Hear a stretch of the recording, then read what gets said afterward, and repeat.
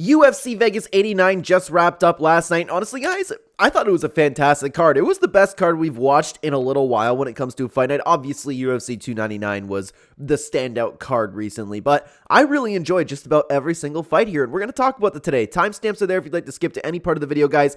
Thank you so much for watching. Hello, everybody, and welcome back to another video. If you're new here, my name is Kyle. I'm your guy with too many YouTube channels. Let's get started with the betting recap. All right, guys, so these are the bets that we ended up placing for UFC Vegas 89. I did make a video on this for members only, by the way, and I also had this YouTube post, and what I had to say is this is a tricky week for betting, and some of these bets are for fun and risky. Keep this in mind. I'll be uploading a video today diving deeper about each bet specifically. If you guys are new here or don't know what's going on, I have a membership on the channel, which you can check out, very cheap compared to other channels, by the way, where I post a video and a YouTube post explaining why I'm betting on these particular fighters, how confident I am, why I chose these fighters, and if you're looking to see, because I talk a lot about my picks and stuff, if you're looking to see actually where I put my money, where my mouth is, then you can check out the channel membership. But what's shocking is the risky 4-fight parlay was the one that ended up having fantastic odds and the one that ended up hitting. It was Mick Parkin to win, Andre Lima to win, Fernando Padilla to win, Carl Williams to win. I made a video talking about that. I'm like, man, I don't know. I'm picking these fighters and I think they have an edge here. So I put them all together for a kind of for fun parlay here, just in hopes that they all win, and it ended up working out, which is crazy. The odds on that were very, very nice. Now, had another 2-fight parlay, and it's important to note, guys, look at how much money I've been playing with this week. I thought it was a very, very tricky card for betting, and if you were to watch the video for UFC Vegas 89 or the members only video, you would know that. Obviously, I was like, guys, I see something going wrong, and I'm very excited for next week, by the way. Very, very excited. I already placed a few bets, which I see that being a very profitable night. Anyways, what shocked me is Billy Quarantillo lost. I know Youssef Zalal is a good fighter. I've been watching him outside the UFC, but I just thought the matchup would have been way different for him, like trying to overwhelm Youssef Zalal. But hey, you know what? He had a fantastic fight. Trey Ogden was another very, very confident pick. I considered betting on him separately, but I didn't pull the trigger on that, so that parlay got broken. The round parlay. This shocked me. The reason I only put 0.25 units on it was because it's 3 fights in a parlay. Something's bound to go wrong, or like it's a very, very risky thing for when you have like 3 fights in a parlay, right? Especially for UFC. But both Payton Talbott and Billy Quarantillo, they ended up having their fights quick. That actually shocked me. That really, really did shock me. But anyways, we had another 2-fight parlay. It did end up hitting Fernando Padilla and Carl Williams to win. Another 2-fight parlay that did hit Rose Namajunas to win and Andre Lima to win. And of course, we have the Cameron Simon fight. I uploaded a video talking about Cameron Simon. I said that I think he is way better than people are giving him credit for. I'm betting on him as an underdog opportunity and not necessarily like this is going to hit pick. I thought Cameron Simon was better than Payton Talbott. My read was completely off on that one, but hey, we had a pretty good night. We had a really, really good night. I'm still like, I'm not shocked, don't get me wrong, but it's funny to me that the most successful thing ended up being the 4-fight parlay at the beginning there. So guys, if you are interested, join the channel membership. You can see exactly where I'm putting my bets. I upload a video and a YouTube post about it for members only every Thursday or Friday. Also, if you're looking for a new kind of sports book, but it's more of a tool where you can take a look at things from different sports books, check out OddsJam, code Clenbat, or the description down below. I'll have a link right there if you are looking to check out OddsJam. You will get a major discount on there, which is very, very fun. Let's get into the card recap for today. Starting off with Mick Parkin versus Mohammed Usman. Now, this one I was a little bit back and forth when it was time to predict these fights, and I ended up leaning actually at the beginning of the week towards Mohammed Usman, but the reason I started picking Mick Parkin was because as I was thinking about it throughout the week, because honestly, I do think about this a lot when it comes to betting, I think Mick Parkin had better potential than Mohammed Usman. He's shown, and I was really worried about his last performance, that like he was your typical heavyweight Mick Parkin. His last performance was very, very sour, but before that, he did look really, really good.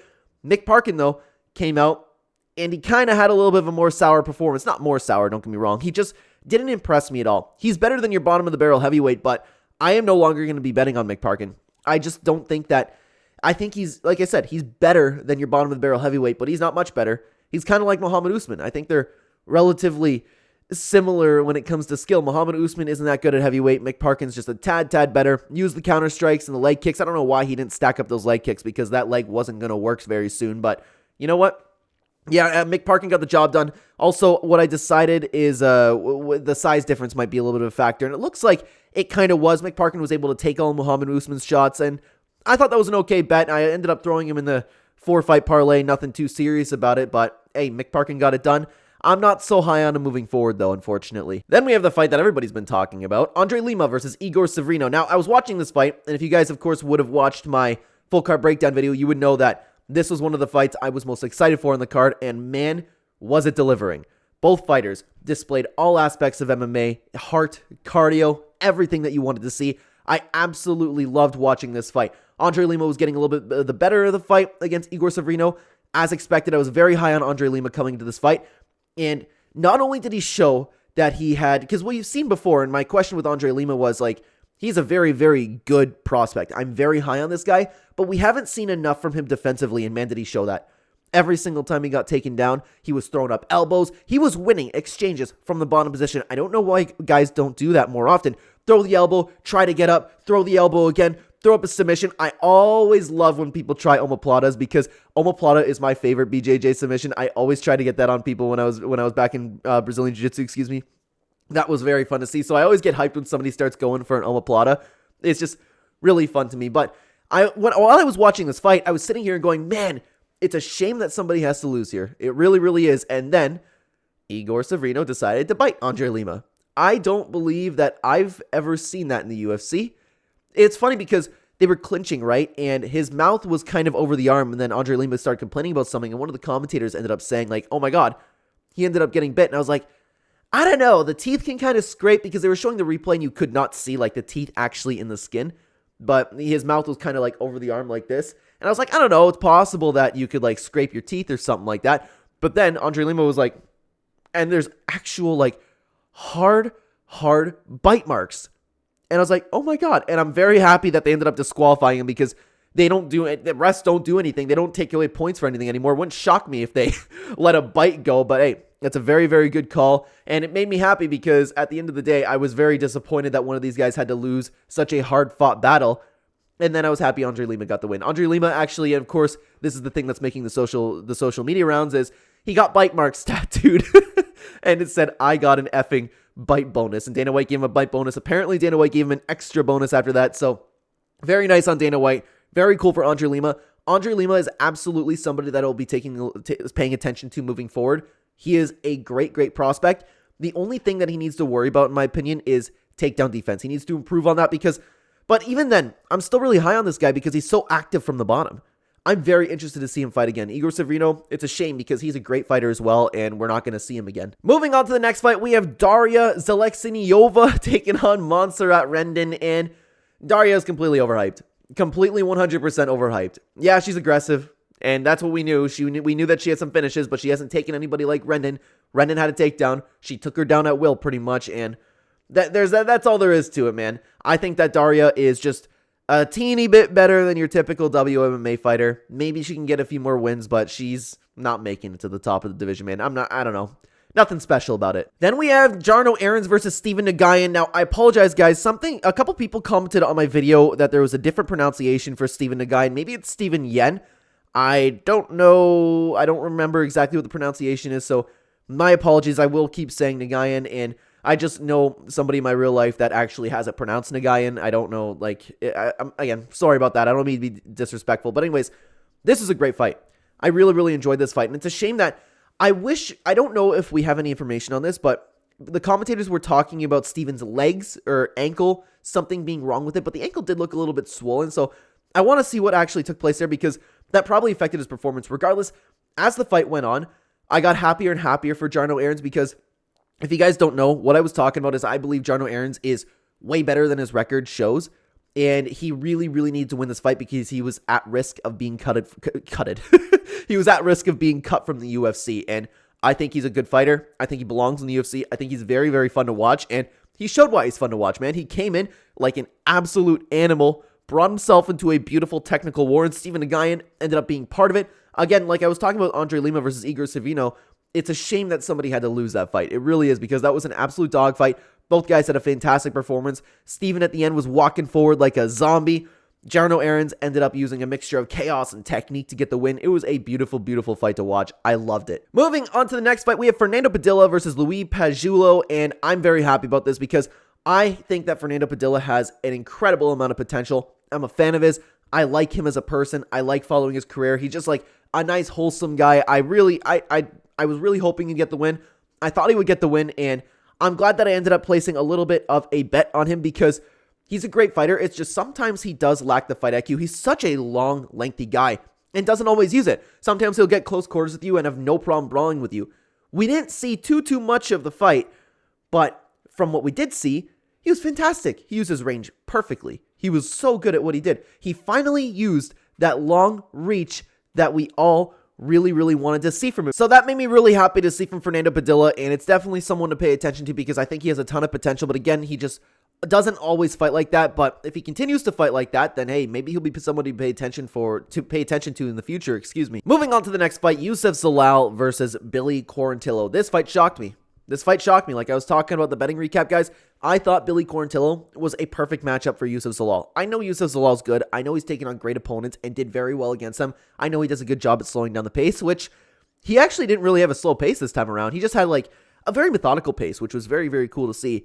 But I thought Billy Quarantillo was the perfect matchup for him because I didn't think that Youssef Zalal would be able to finish him. I didn't think that he had the power in his hands to really chin Billy Quarantillo, and I thought the pace of Billy Quarantillo would have got to Youssef Zalal and he would have coasted his way to a decision. That's why I was talking about putting a 1.5 round bet on him. That's shocking to me. That is absolutely shocking to me. But Youssef Zalal proves that he belongs. He got very happy on the mic. It's good that he got, you know what? In hindsight, it's really cool to see him win because now he's back in the UFC. I don't know what kind of contract he had, if they were bringing him back for one fight, if he had 3 fights, whatever. Youssef Zalal is a very underrated fighter. I just thought that this matchup in particular was really bad for him, but he passed it with flying colors. And I feel bad for Billy Quarantillo, man. I'm a really big fan of him, and it sucks that he's losing a little bit of a step here. It's unfortunate, but nothing you can do, right? Now we have Payton Talbott versus Cameron Saaiman. I'm shocked. I'm absolutely shocked. I think my read on Payton Talbott is completely off. I was talking about in his past couple fights that I think he's a good fighter, but I think he's completely overhyped. I was not seeing what everybody saw in Payton Talbott. I just wasn't. And I wasn't saying he sucked or anything. Again, I just don't think he is this next potential champion, which, by the way, I think everybody is just jumping the gun way too much with Payton Talbott because we're talking about him fighting Corey Sandhagen, Sean O'Malley. Like, come on, man. Like, why are we throwing him to the dogs already? I mean, he was thrown to a dog and he passed with flying colors, but Payton Talbott came out. He looked like a Terminator. He walked forward. His confidence level was through the roof. Nothing that Cameron Saaiman threw hurt him. And he hurt Cameron Saaiman with every single shot that he threw. This was a massively impressive performance because I am very high on Cameron Saaiman. I think he is a very good fighter, and I can't believe Cameron Saaiman lasted as long as he did. I thought the fight should have been stopped in the first round. I thought the fight should have been stopped at multiple points throughout it, but Cameron Saaiman's too tight for his own good, and the ref kind of let it go a little bit. I just hope that Cameron Saaiman hasn't taken any career-changing damage in this fight because honestly, he did. Payton Talbott, the way that he walked through strikes, the way he was so methodical with his movement, the way that he was so confident. The only problem is with him fighting this way that he does, he didn't rely on his chin, don't get me wrong, but he didn't care that he got hit because he was getting hit, right? He didn't care. It looked like it didn't affect him, kind of like Chito Vera, to be honest with you. It looked like it didn't affect him. He walked forward and hit you harder than you hit him, but it wasn't a slugfest. He had so much technique to it. He had a very good performance. If he continues fighting like that, though, one of these days, he's going to get caught. It happens to everybody. I don't think it'll happen anytime soon, but if you're talking about fighting a guy like O'Malley, maybe that's enough power. A guy like Chito Vera, that's also enough power. I'm very interested to see how Payton Talbott does at the rest of the division because my read on him was completely off. And I still, honestly, no shame on Cameron Saaiman. I still think he's a great fighter. I'm still a fan of his. I still think that he has a promising future. He's, 23 years old?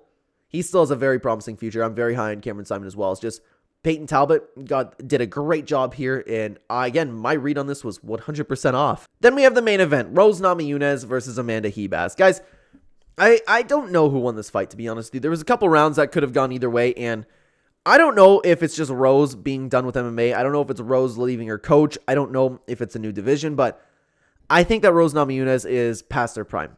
Amanda Ribas isn't all that good, in my opinion. And she was kind of getting to Rose Namajunas. I know the size difference made a little bit of a difference, but man, like, Rose is very inactive. Rose was fighting a little bit like the Esparza fight, but with, of course, more activity. But honestly, I don't have too much to say about this fight. It was a little bit on the boring side, in my opinion. Sometimes when there were some throws, there were some really nice transitions on the ground to get back to the feet.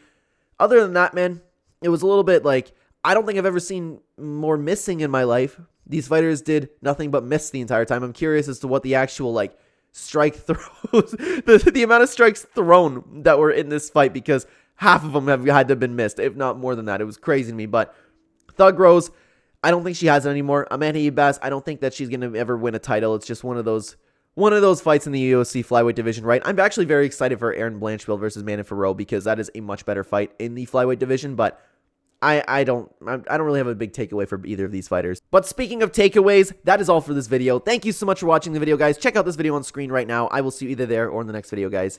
Take care.